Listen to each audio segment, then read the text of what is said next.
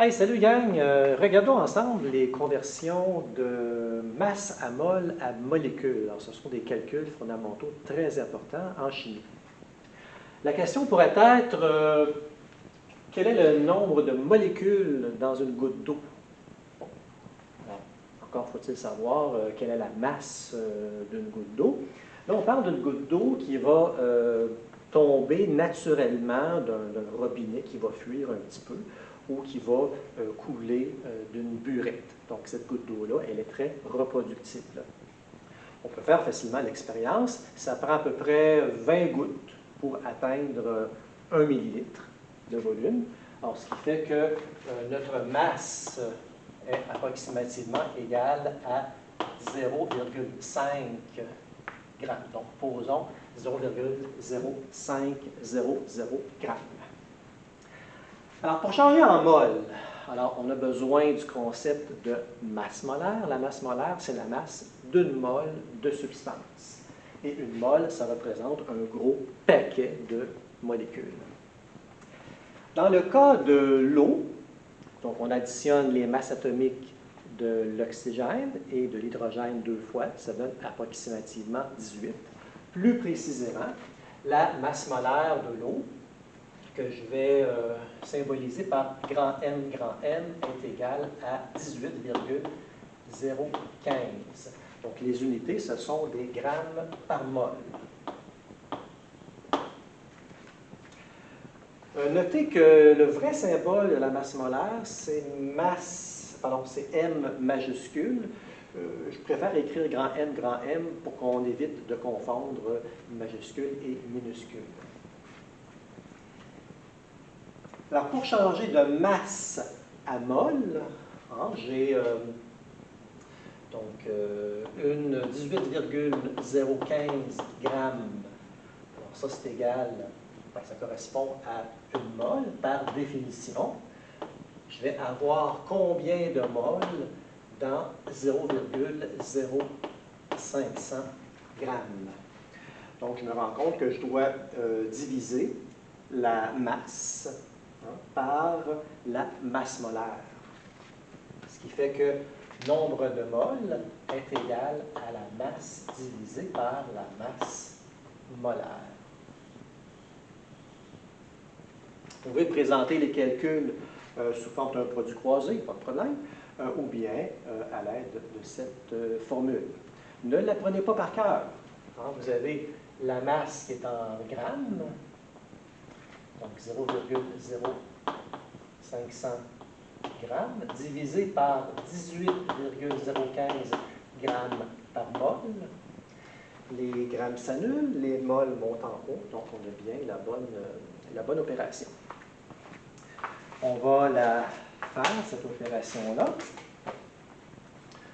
On a 0,05 divisé par 18,015. Ça donne 0,027755, on va s'arrêter là, mol.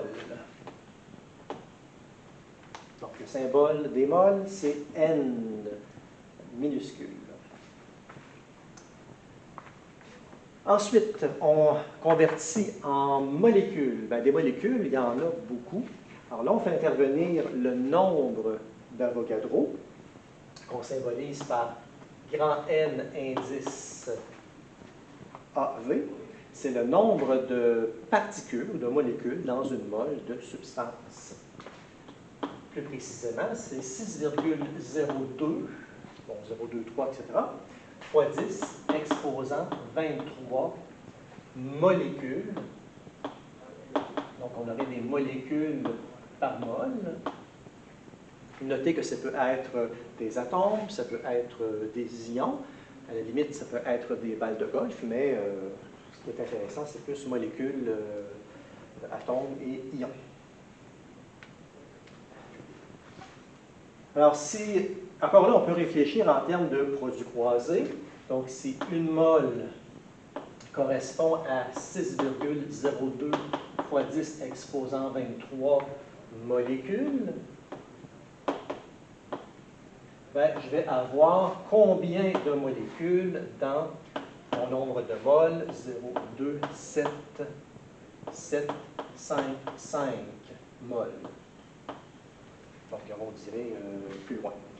Je dois donc multiplier par le nombre d'Avogadro. Alors, nombre de molécules est égal au nombre de moles fois le nombre d'Avogadro. Donc, on peut présenter les choses sous forme de petites formules comme ça. Il n'y a rien de plus clair qu'une petite formule. Si je fais l'opération, ici, je vais avoir, bon, j'ai encore mon chiffre, fois 6,02 fois 10 exposant 23. Ça donne 1,67. Donc, je vais arrondir à 3 chiffres significatifs fois 10 exposant 21 molécules. J'en ai vraiment beaucoup. Alors, si on résume ceci, alors pour passer de masse à mol, on doit diviser, masse à mol, on doit diviser par la masse molaire. Naturellement, si on passe de mol à masse, on multiplie par la masse molaire. Si on veut passer de mol à molécule, on multiplie par le nombre d'Avogadro. Si on passe de molécule à mol, on divise par le nombre d'Avogadro. Mais n'apprenez pas ce schéma par cœur, raisonnez-le à chaque fois. C'est encore ce qu'il y a de mieux à faire. Alors, je vous souhaite bonne chance dans vos exercices. Allez, on y va. Stop.